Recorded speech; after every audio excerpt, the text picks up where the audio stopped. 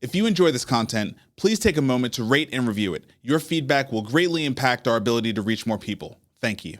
All right, we're back. Big list of AI things that we can talk about. Not so big on the other side of things, but this is a big AI week. I'm excited to run through it all. And can you share a little bit, Vic, about like what you're currently doing with AI? Because you've been like spending a lot of time building agents, actually like being really productive in an advanced way. Like just before we get into the show, just a little bit of high level, like what are you doing right now? So, I mean, I think we all saw the OpenClaw phenomenon over December, January timeframe.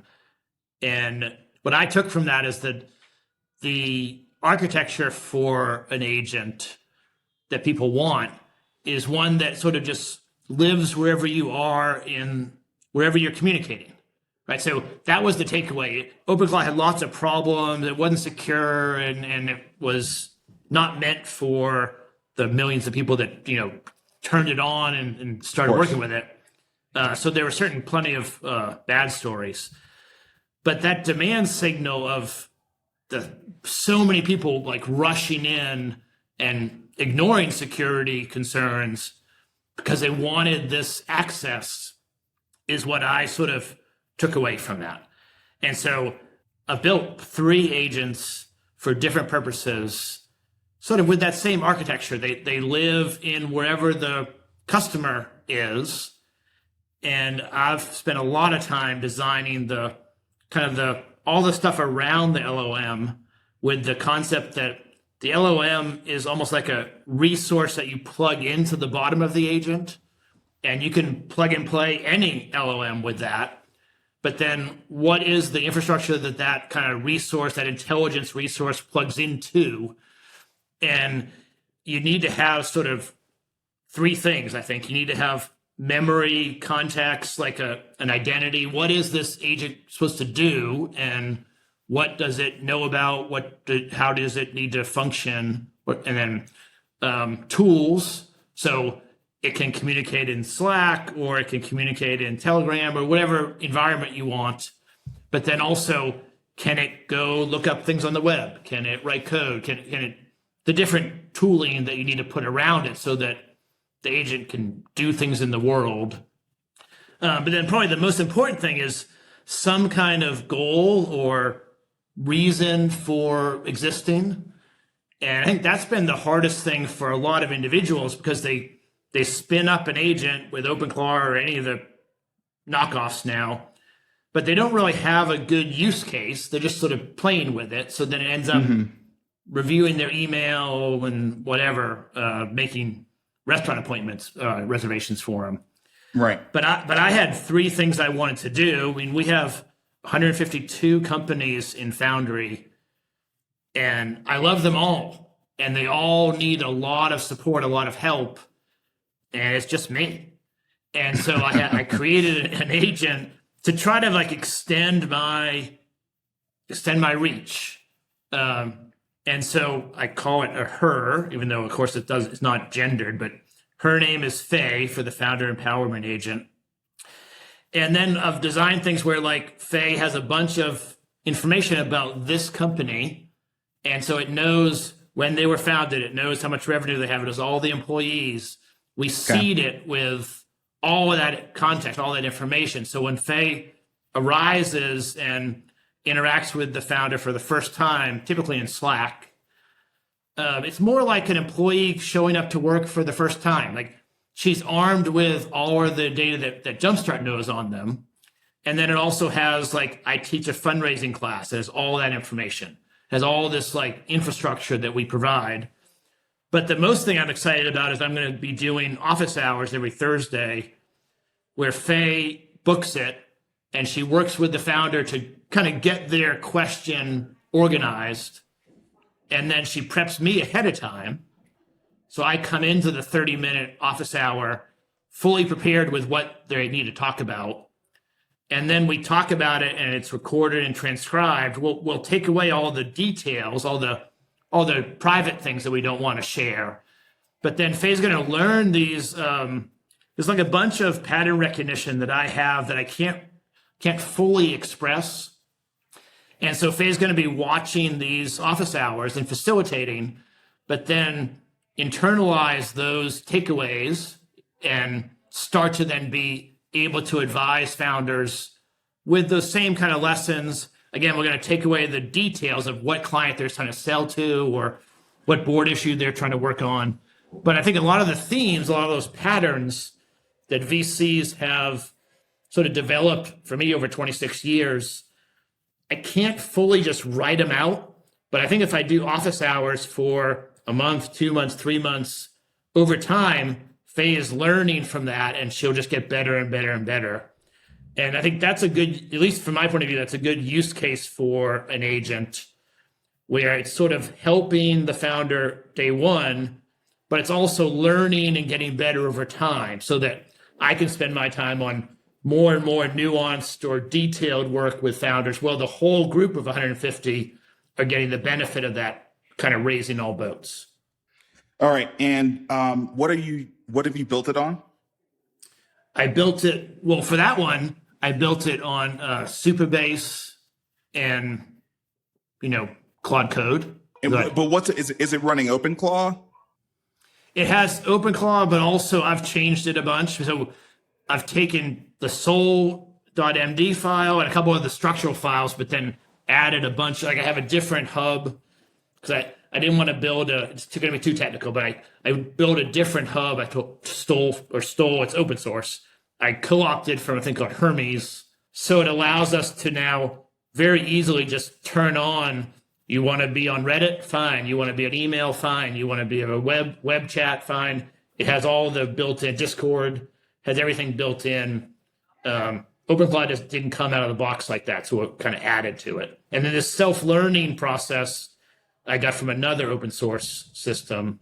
The thing that is just really eye-opening, because I haven't been a developer before Claude Code, before, 3 months ago, which is crazy to think it's only been 3 months. The amount of open source, really valuable software components, like little Lego blocks that I can find on GitHub, and it's totally allowed just to take that piece of code and put it into Faye or put it into a different agent I'm working on. And all of a sudden she has this hub that I didn't have to build. And now developers have known that for a long time, but I knew it, but I couldn't actually take the code and make it work. And it's incredible. I mean, the whole open source thing, I was a fan of just because I like the founder and the community-based thing. But now that I'm benefiting from it, it's incredible.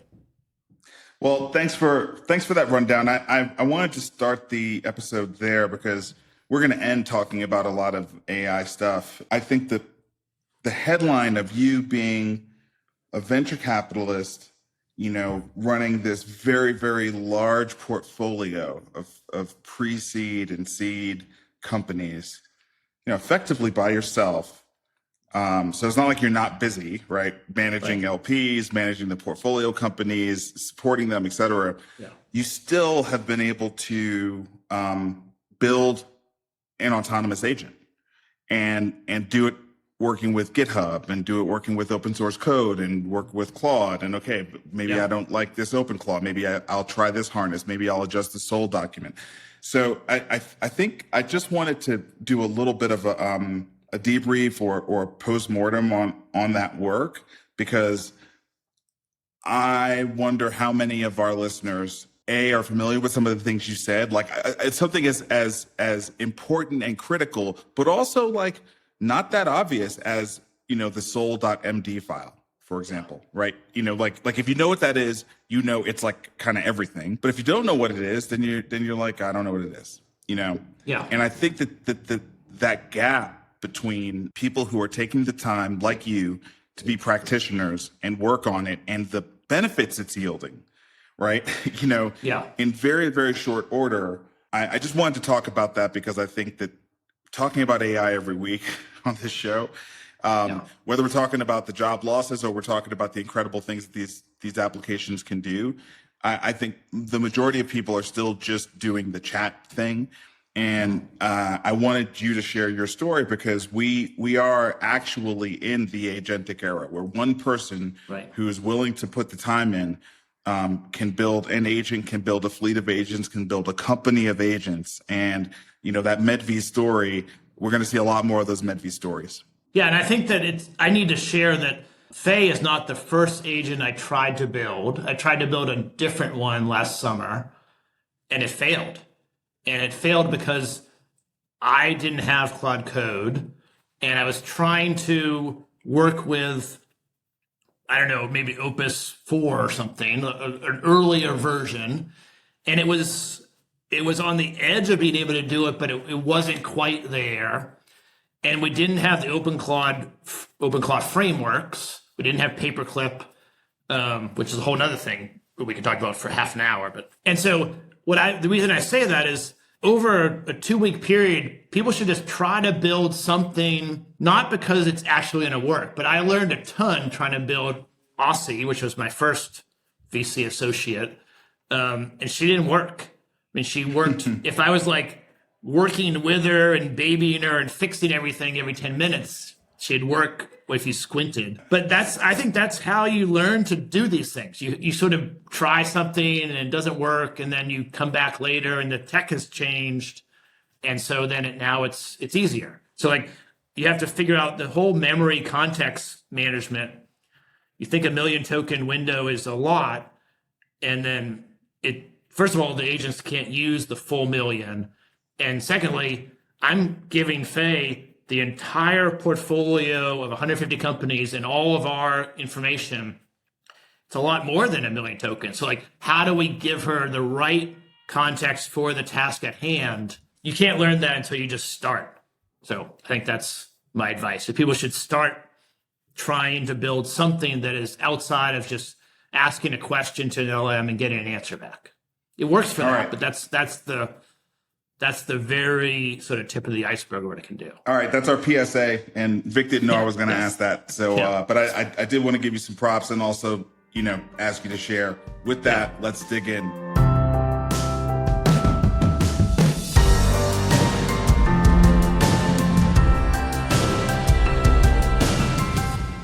The economy is growing, jobs aren't. Why that might be okay? From the Wall Street Journal. What's the deal here? Yeah, so we talked last week about people leaving the workforce, and I think the Wall Street Journal reporter might have been listening to us because this story is how that is true, and there's not a lot of new jobs being created, but the productivity of each worker is increasing dramatically, and so that's the punchline. Like if the productivity grows fast enough, then the economy will be okay, in parentheses, as long as you have a job. Yeah, exactly. As long as you have a job. I was texting with our good friend, Brian D. I'll just sort of leave it there. And, we were kind of riffing back and forth, and we might put a little wager together around whether or not this window ends by the end of 2027, right? Where somebody like you who's doing the work that you're doing has this huge edge, right, on everybody else. And my bet was that it will not end in 2027. I think the lag is going to be longer than that. And among the reasons is the identity issue around this, right? Like, and I think that's the thing I've heard the least about. Is it's like everyone is thinking about this from a purely economic perspective, and they're not including human psychology into this, and they're not really considering what happens to the human psyche when the foundations of what you thought life was for the entirety of your life just goes away, and what you dedicated your life becoming a craft person at is no longer valued, right? The fallout from that is way more than people just getting fired, right? I mean, I've heard multiple stories of from entrepreneurs who lead companies, Vic, that you and I know, where the devs are quitting. Yeah. Like not enough people are talking about that. Devs are quitting when they are faced with the challenge to stop coding by hand and start letting the agents code, right? Even in the face of the news that Mythos found bugs in OpenBSD, right? You know what I mean? Like a 30-year-old operating system known for its security, you roll out this brand new model, it finds a way to exploit it, but still people are holding on to the belief that like humans are going to be the coders, and that's it's not rational. It's a psychological response to the loss of identity. Yeah, that's right, and it's a natural phenomenon that is going to be a long time lasting. I mean, I saw this happen in like the news publishing business. So, I mostly do healthcare, but I joined a VC firm called Solidus, where the other partner did a lot of media stuff. And so I got brought into a board of a newspaper. So all of a sudden I had to learn a lot about the newspaper industry. This is in 2005, maybe the worst possible time to invest in a newspaper. Because, it was just obvious. The internet had already destroyed the classified business, which was the cash cow, really. And then the mobile phones were sort of making it very difficult to be able to get a newsworthy story that was scooped that no one else knew about ahead of time. Right. And so we had reporters, but also editors and publishers that they were looking at the same information I was looking at, but it was their identity, it was their career. They had built their life around this valuable service of bringing news to people roughly on a daily or weekly basis. And that had changed, but they were not willing to accept it. And so it's going to happen in software. It's true that an individual software developer, I think, can probably write more elegant code, more better designed code. It might be 5% better. It's an artistic kind of calling.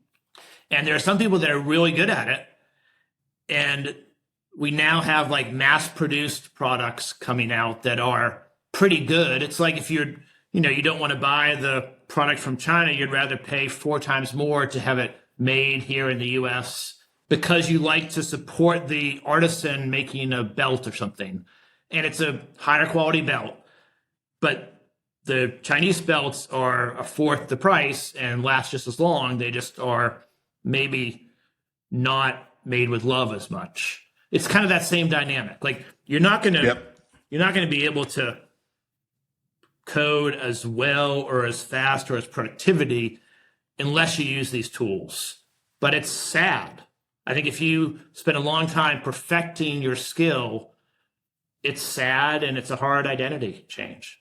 There's a lot of VCs that wouldn't want Faye listening to their meetings. That's right. Because that's right. Their power. That's what they bring. That's exactly right. Yeah, I mean, I think you are probably in the 1% of VCs who are actively getting their hands dirty, firsthand building agents, not farming it out, not asking their dev shop to do it, literally building the agent themselves.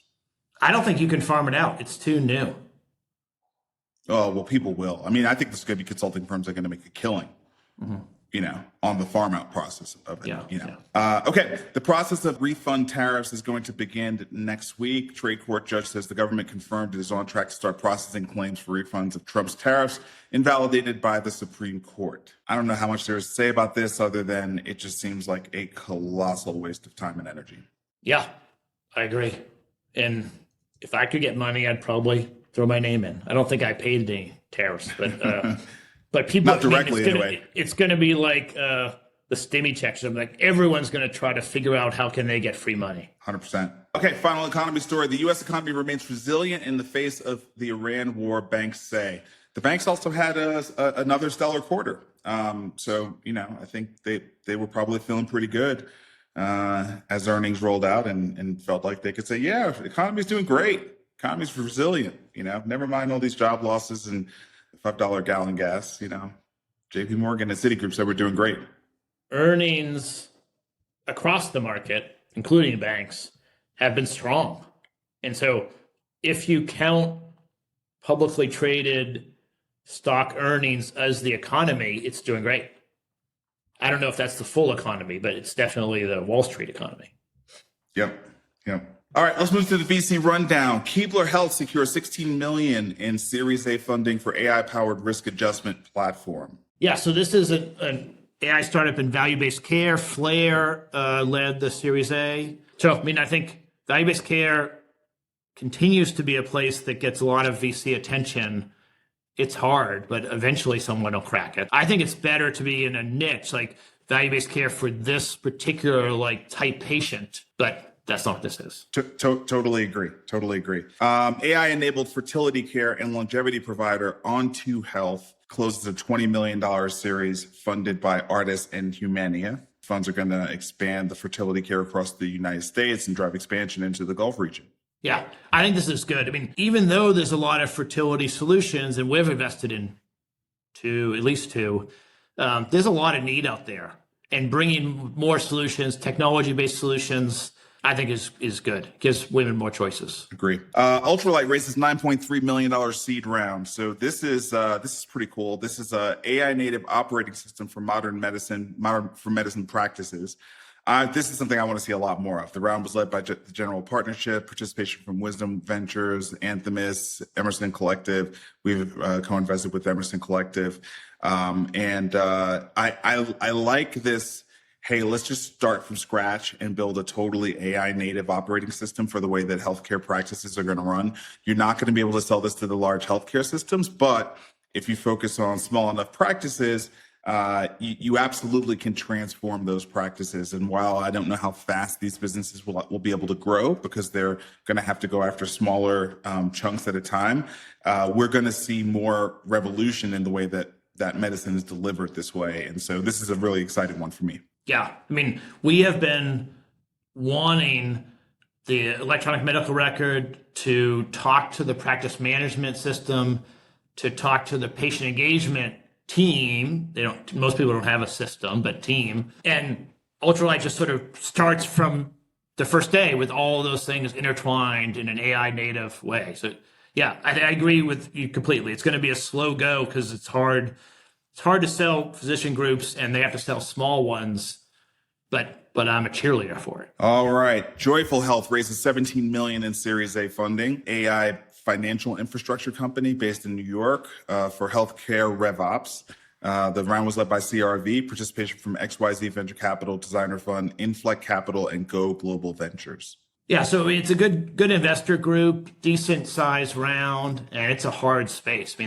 This is I think fairly crowded, but it's a good space, just a lot of people there. All right, let's move into policy. The FDA moves towards easing restrictions on certain peptides. I feel like I just saw peptides on X posts and Instagram posts and headlines all week. So I didn't even know what was going on, but clearly peptides are a thing everybody's excited to talk about right now. Being an athlete, you hear about peptides all the time, especially for speeding up, injured shoulders and knees. But I guess now peptides are getting into the mainstream conversation about how they can benefit people and make them more healthy. Yes. So my wife, maybe 2 weeks ago, asked me about peptides.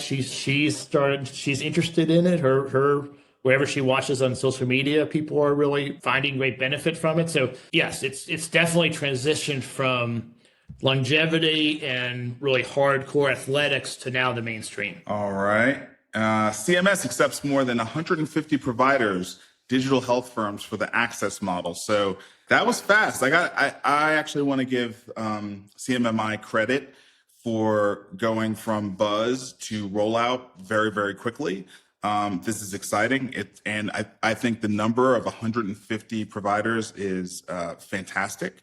To see that kind of diversity that's going to be spread out across the country, presumably attacking different disease states and different regions. So that's really cool. And I think, Vic, there's more information now as well about how they're going to pay for the access model. Yeah, that's right. So there wasn't a lot of information before this. Now it's somewhere, depending on the diagnosis, what chronic disease they have. The payment is $750 to $35 per month per patient. So it's a thin reimbursement. but we're talking about really a digital health play. I mean, all the applicants and really what they're looking for is digital health.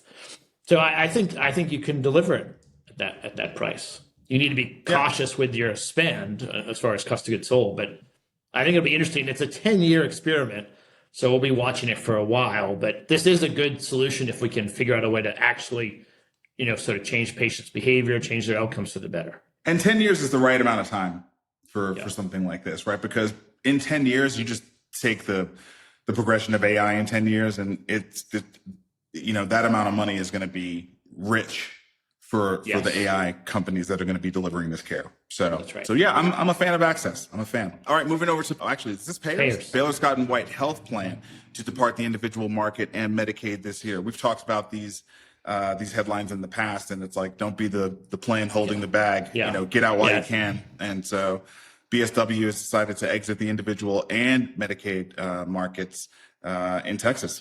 Yeah. I mean, obviously Baylor Scott & White is a big health system. I think it probably makes sense to focus on that and try to exit these markets. Unless you have massive scale, it's really hard to make any margin. And even if you have massive scale, it's challenging. So I think this makes a lot of sense. But it also, there's fewer options in Texas now. Yeah, well, there's going to be fewer and fewer options, right? We did our call with the Foundry portfolio last Friday with Emily, and she was laying out some really important stats around the percentage of household expense that health insurance makes up for family on a blended rate across the country per capita. It's 30%. For a single person, that premium makes up 20%. And so what are we seeing? We're seeing more and more people go without. These risk pools are going to get worse and worse.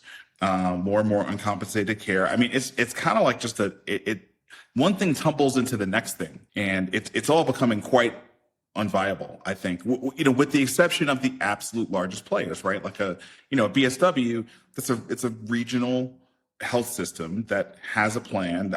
Presumably that plan would provide great 360 care for, citizens of places like Austin, Texas, where they could fully leverage the BSW network and, best practices and all the things, all the forward-thinking things that team would like to do.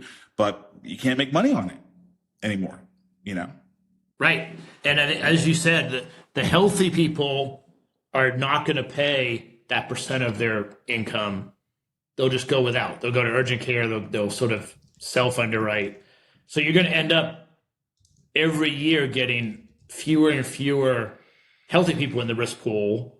And it's just it's very predictable what's going to happen, unfortunately. Yeah, totally. Moving on. Walmart is expanding digital health platforms, weight loss offerings, including GLP-1 prescribing. Everyone is going to do GLP-1. Yes. GLP-1. Everyone's going to do GLP-1. We might put it in the water. It's going to be everywhere. like fluoride? Yeah, like fluoride. Just put it in the water. Yeah. That's hilarious. Okay. UC Health workers plan open-ended system-wide strike for May 14th. So this is not good news. And it's new. This is a new situation for the University of California's health system. This is new on a couple of fronts. Normally, when we're talking about strikes, we're talking about nurses, right? But this time around, it's actually kind of everybody else. These are service workers that are custodians, security personnel, patient care professionals, MRI technicians, respiratory therapists. So they're all bundled into a union, AFSCME Local 3299. They're basically going to shut down the system, right? If you pull all of those, that diverse set of workers out, I think it's way worse than if the nurses just walk out, don't you? There's no question it's worse. It's 25,000 people, and I know it's a big system, but that's a lot of people. And with nurses, one, there are travel nurses that you can hire. They're expensive, but you can bring in other nurses. And if you don't have the custodians, the security personnel, the MRI technician, the respiratory therapist, the hospital can't function.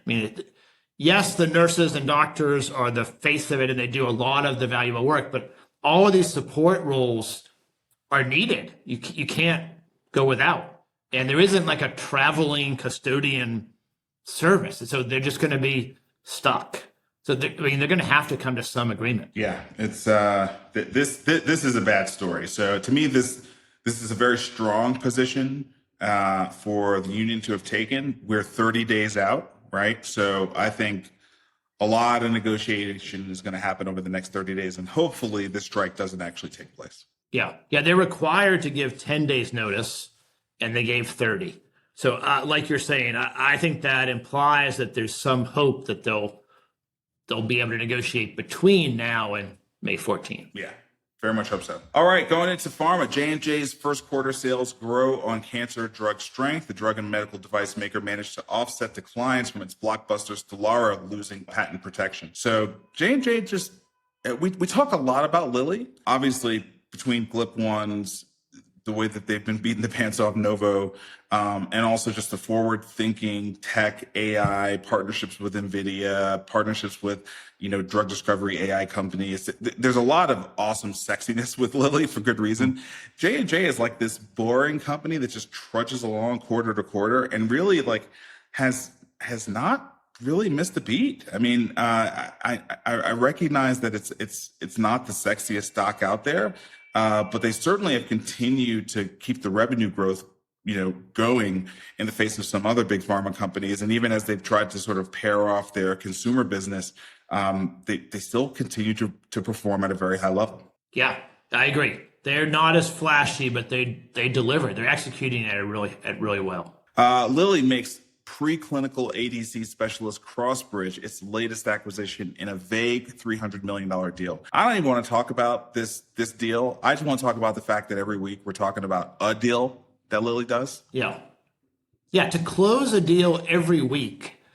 I mean, they must have a big M&A pipeline of deals in flight because they take a long time and they're complex and they fall apart. To be able to announce one every week is a significant success. I mean, I agree. I don't even know what CrossBridge does exactly, but every week they are adding to their portfolio, adding to what they do in ways that I think are going to pay off 2 years, 4 years, 5 years from now. Yeah, it's remarkable, truly. Okay, so this is the health and eye story from the New York Times. Online and in doctors' offices, people are finding that GLP-1s may help with everything from arthritis to addiction to migraines. This to me feels like a rehash of a storyline that, Vic, I think we covered in the very early days of this podcast, which was the idea that GLP-1s may be a miracle drug.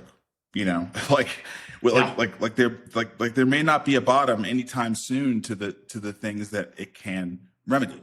This story really just kind of focuses on that. It's the combination of this is a huge experiment. We are learning in real time what this thing can do. It's got similar properties to AI in that respect, right? You know what I mean? It's like we're rolling it out and we're kind of saying, oh, this is what this is capable of. But there's this chart here, and I'd love for you to talk a little bit about this chart in this article because it's remarkable the breadth of benefits that people are reporting that they're having from using a GLP-1. Yeah, that's right. So there was a survey of 2,000 GLP-1 users. The question was, what have you gotten benefits from not including weight loss? And so the question intentionally steered people, don't say weight loss. We're asking about other things. But 64% said that their body image was improved. That probably is not that surprising to me because it's pretty tied to weight loss. It's almost like another way to answer weight loss. But productivity was surprising to me. So 59%, I can't read it with my glasses, 59% said they're more productive on a GLP-1. Yep. That was surprising. Relationships with family and friends, half of the 49% had better relationships with their family. I don't know how that's either one of those things happened, but that's how they're reporting. Better social life, better memory, and their fertility.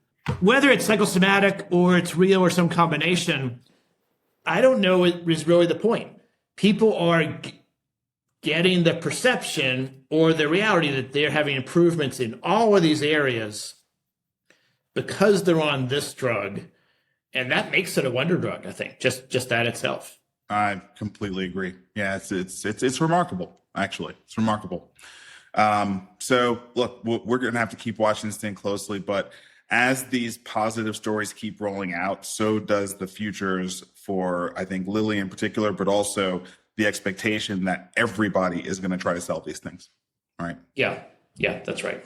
And you're also right that we don't know what the long-term effect is. These compounds haven't been around for more than 5 or 10 years, so we have no long-term studies. Yes. Okay, moving on to Web3. First story here from the block.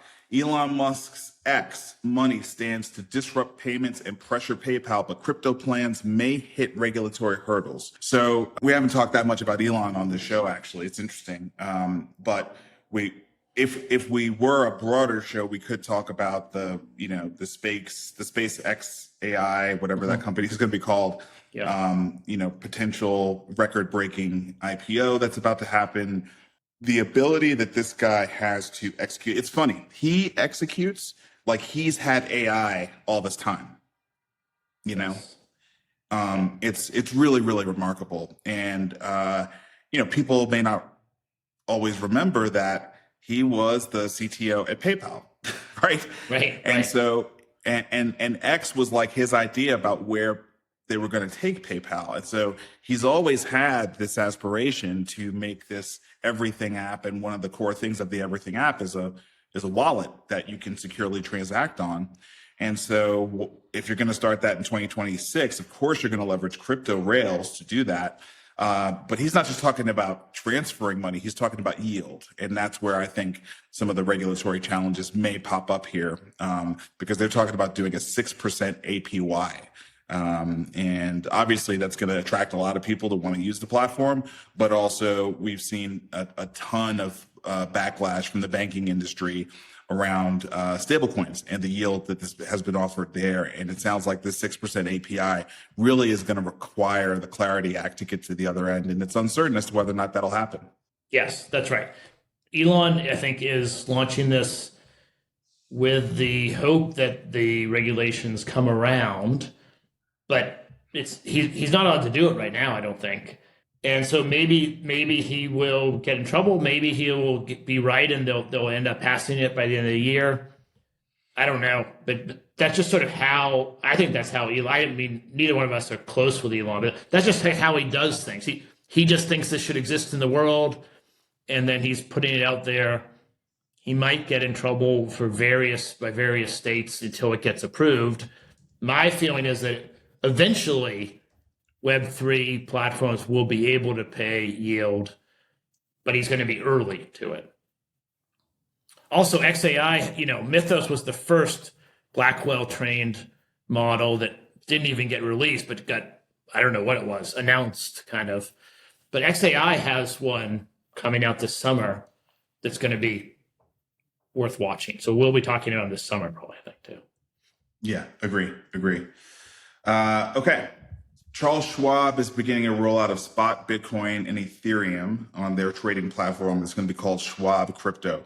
Now, this is, I don't know, maybe a full year after Fidelity did this, right? So it's not new, but I think why it's important is that Charles Schwab is just an old school brand.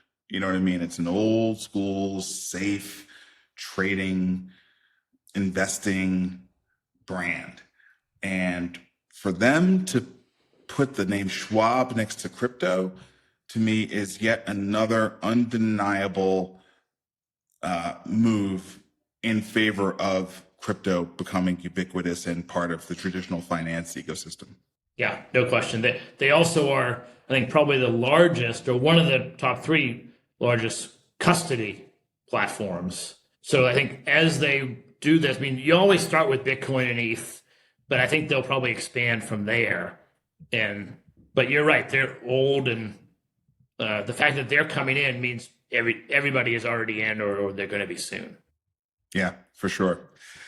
All right, time for the AI rundown. Lots of stories. We're going to start with Anthropic. First, Anthropic adds Novartis CEO to the board. I think we are clearly starting to see the pharma industry and the AI industry link up in some really important ways. Anthropic just did a $400 million acquisition of a biotech company that was in stealth, so we don't even know what they do. And now here we have Anthropic adding the CEO of Novartis to their board. Yeah, which I think is probably healthy. I mean, I think they are running towards healthcare because it's a huge market that we all know maybe has some inefficiencies that could be improved. And I think it's positive that they're pulling in someone on their board from Novartis. I think they should pull in someone from health systems and payers too. But I think it's a positive thing that they're going to have people that are, long tenured in healthcare helping with this process.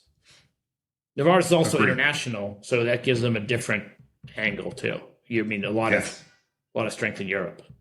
Absolutely. Anthropic releases Claude Opus 4.7 to remind everyone how great Mythos is. We're going to add the link of the X post announcing Claude Opus 4.7 to the show notes, because it's a chart, and in that chart it just in that chart it's like Opus is in the first category column, and it's like, okay, it's fine, but Mythos is 10 to 15 points better than it almost across the board. You know what I mean? And it's just it's just kind of funny that I have to say, I don't always love the takes of David Sachs, but he is right that they are master marketers.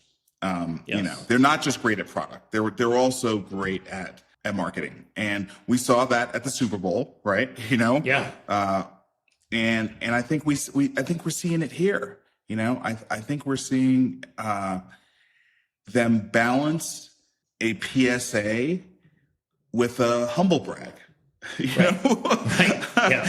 like here's a model you can have that's safe enough for you to have. Right. Is kind of what this says. Yeah. And it also, you're right. And it also says you shouldn't leave our subscription because we have the best model in the world coming out sometime in the future that we can't tell you when. Right, exactly. Like here are some of the numbers here. Okay, so Opus 4.7 in agentic coding, 64.3% on the benchmark. Mythos preview, 77.8% on the benchmark. It's like, why even show it if you can't have it, right?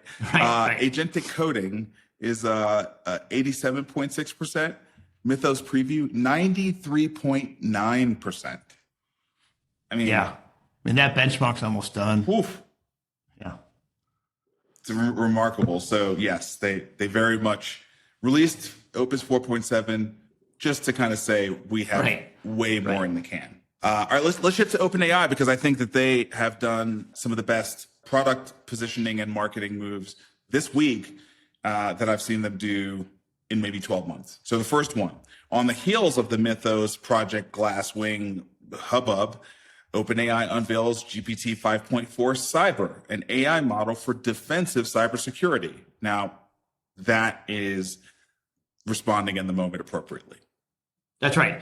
And it is positive for OpenAI. It's going to get them attention. It's a tool that I want, everyone wants, and is not like throwing, barbs at other people. It's just like, we have this, it's going to be really valuable, and it's perfectly timed. Yeah. So that's pretty exciting for me. And the next point here is that OpenAI's big Codex update is a direct shot at Claude Code. Codex can now use your Mac apps on its own. I'm starting to see, and I've asked a couple of devs that I really respect, I'm starting to see, Vic, some big names that are talking about Codex is shooting the lights out against Claude right now. And so I think for the first time in a very long time, I'm going to fire up a $200 a month OpenAI plan so I can play with Codex. Yeah.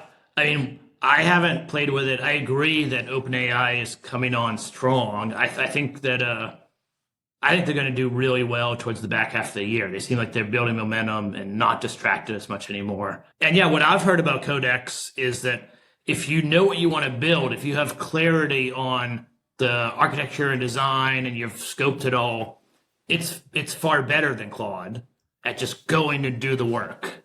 It's not Right. as good in the design, or maybe if you don't even quite know, and working around things. But there's a lot of software shops that they know what they need to build. They just want to scale it.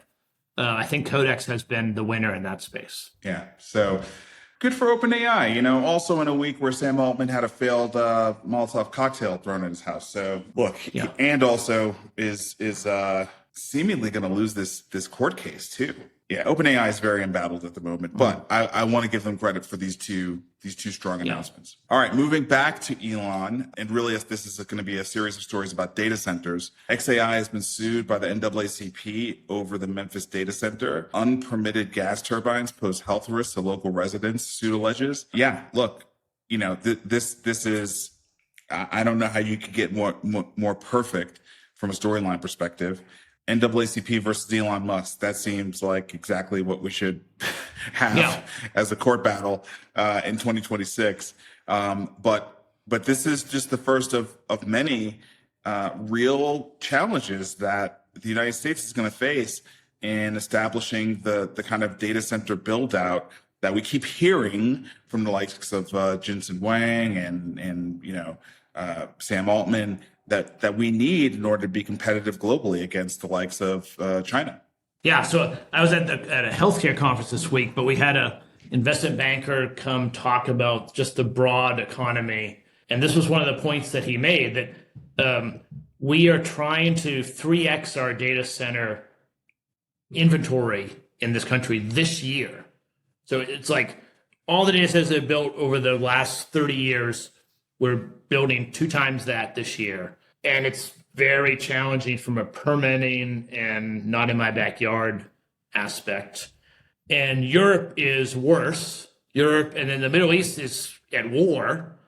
Right. And so Asia, including China, but also including Singapore and a bunch of people in Asia, are really the ones that are actually turning on data centers the fastest, which is going to be a competitive disadvantage for us if we can't get our act together. I think we will find places to build these, but that's the challenge that we're facing. Yeah, I mean, and they're not without their challenges too because of the Strait of Hormuz, right? It's like, yes, they have these data centers, but all that power abundance is actually kind of in flux.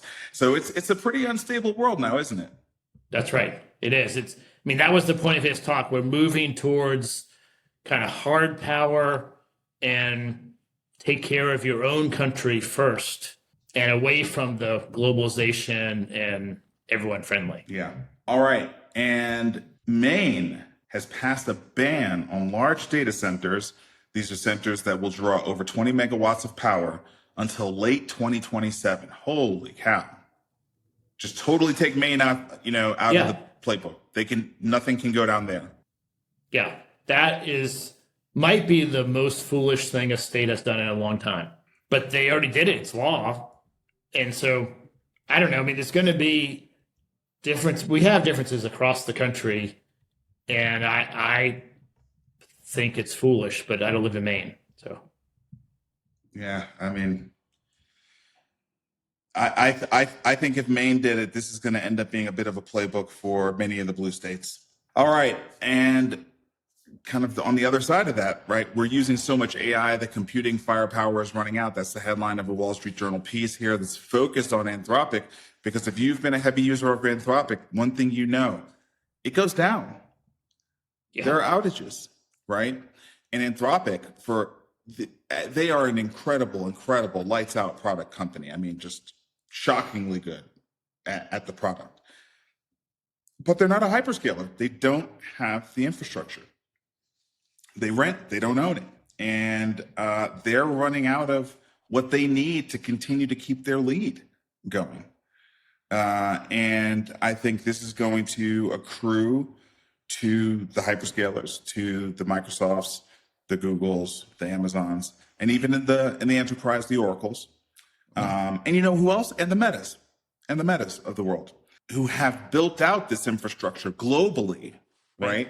and can choose whenever they want to sort of redeploy it however they want. And it's going to be tough for these companies that are trying to build out data centers now, especially when we have states saying not here at all. Yeah, no question. And I heard this week, I don't have it confirmed, but I think that OpenAI closed down Sora because they need the inference for their other models. And if you recall, Sora was their like flashy video generation. They signed a pretty big deal, $1 billion revenue deal with Disney, and they closed all that down.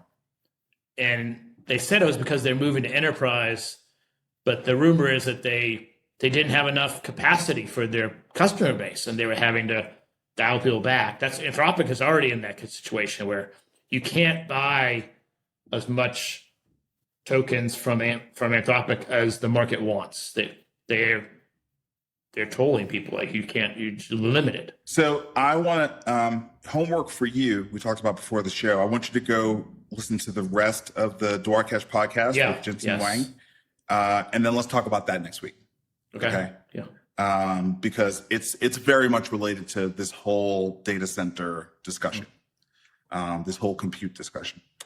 All right. Finally, we're going to round up with Google and Gemini specifically. So first, Google launches the Gemini AI app on the Mac. It's their first desktop app for Gemini.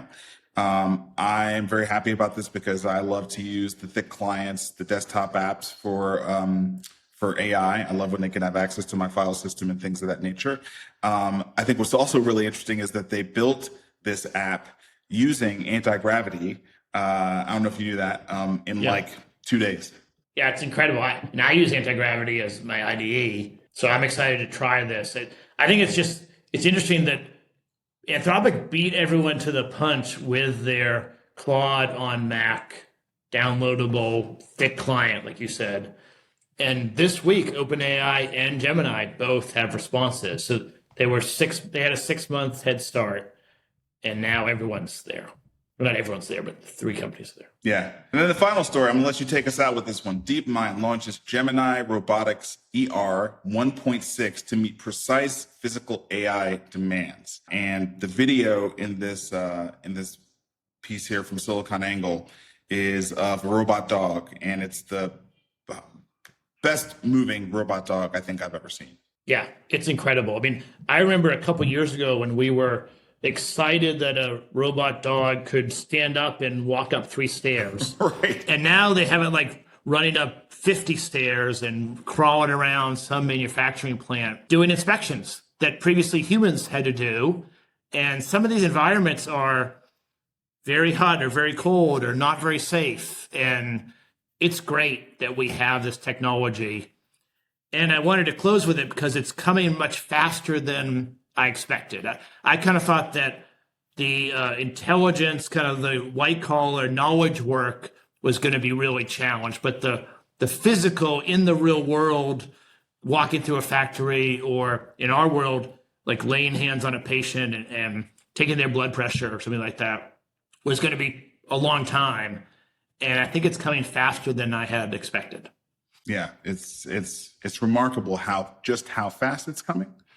Actually, I think the thing that's going to really shock us, we just had Waymo roll out in Nashville. Of course, the first story is about the jams and screw ups that happen, because, of course, that's what's going to happen in the first week, right? But I think what's coming very quickly is going to be Waymo's eating into Uber and Lyft drivers in Nashville, right? When it happens, Vic, it's just going to kind of be like this blend where we'll just start to accept it as normal and real, but there'll be all these cars driving on the road in Nashville that don't have anybody in them. Right. You know what I mean? When I was in Jersey City over the holidays with my wife, I saw a lot of the Uber Eats robots riding around in the street. Yeah, right. And they're so cute, because they're on 4 wheels and they're little and they're just a little box. Yeah. We're getting real close to starting to see the robots on 2 and 4 legs in society. It's getting very, very, very, very close. And these are the things that I think, maybe finishing where we started, are going to challenge our identity, our sense of what we thought we understood the world to be, you know? Yeah. Elon is not very good at timing. So he thinks the Optimus available for sale will be out this summer. That's going to be wrong. My prediction is it's going to be delayed and it will be out at Christmas or next spring.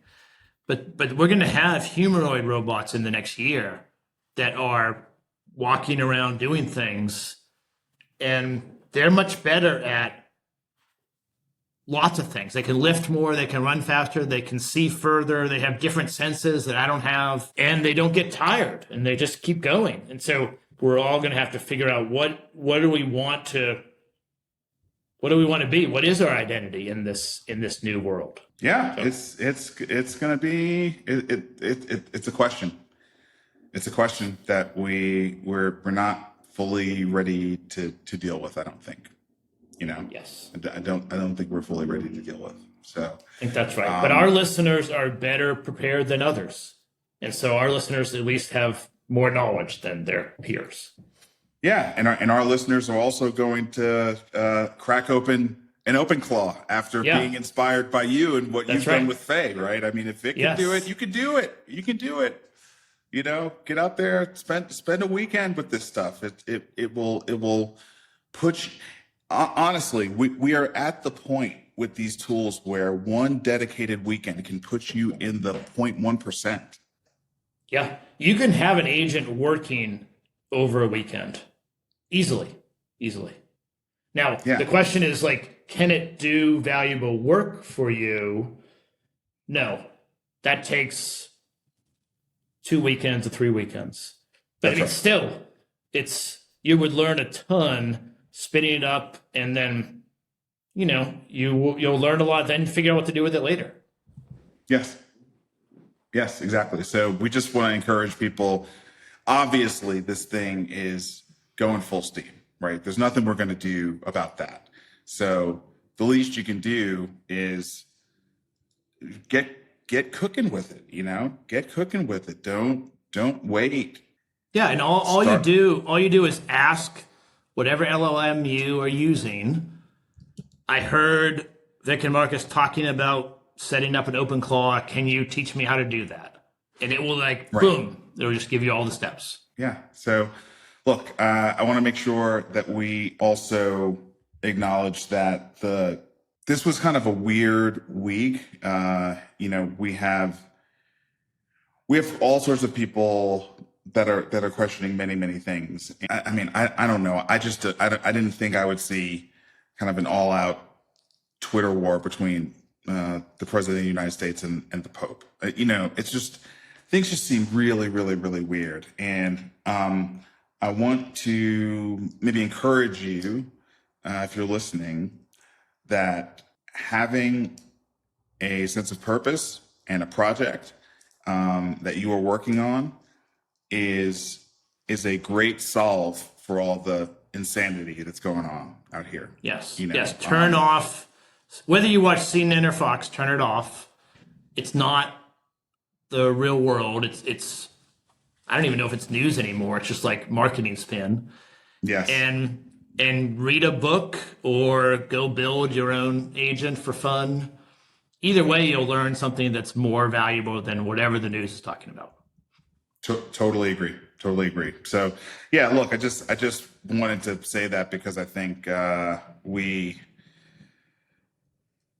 it's so ubiquitous at this point that it feels a little bit that if you're not saying something, people might be like, oh, you know, you're not dealing with the reality of what's going on out here. And I would say, no. I mean, we see it obviously too, but Vic, I don't want to speak for you, but I know for me, working every day on building out Jumpstart Health, working every day on supporting our founders who are doing real material good in the world, and working on trying to stay on top of these topics with you and on top of where technology is going, it gives me a sense that regardless of what's going on out there, I am controlling the things I can control and putting the best work out maybe of my life right now, even if it's in a really crazy time, you know, and that's the best we can do. It's the best we can do. Yeah, that's right. And I think It's the best we can do, and also it prepares us for what's next. I have no idea what's next. It's going to be chaotic, I think, and there's going to be political fights. Those are the two things I'm confident of. Right. but finding some purpose and learning and being curious about what could you do that's in your control. I think that's the best way to stay sane today, and then also to prepare yourself for whatever the next chapter is. Yes, agree. All right, my friend. Thank you. Great show you put together. Next week, Vic, I think we're recording on Friday, so that might make the show a little bit late because I'm going to be at Health Evolution next week. Yeah, that'll be good. I want to hear what's going on there. That'll be a good report to hear what they're talking about here about Health Evolution. That's some of the best networking there. Yeah, they're kicking off the whole event with AI, right? So they're at least not avoiding the elephant in the room. So I will look forward to reporting back on what the topic of conversation really was on the ground, not so much on the stage, but in the hallways. Right. All right. See you next week, buddy. Yeah.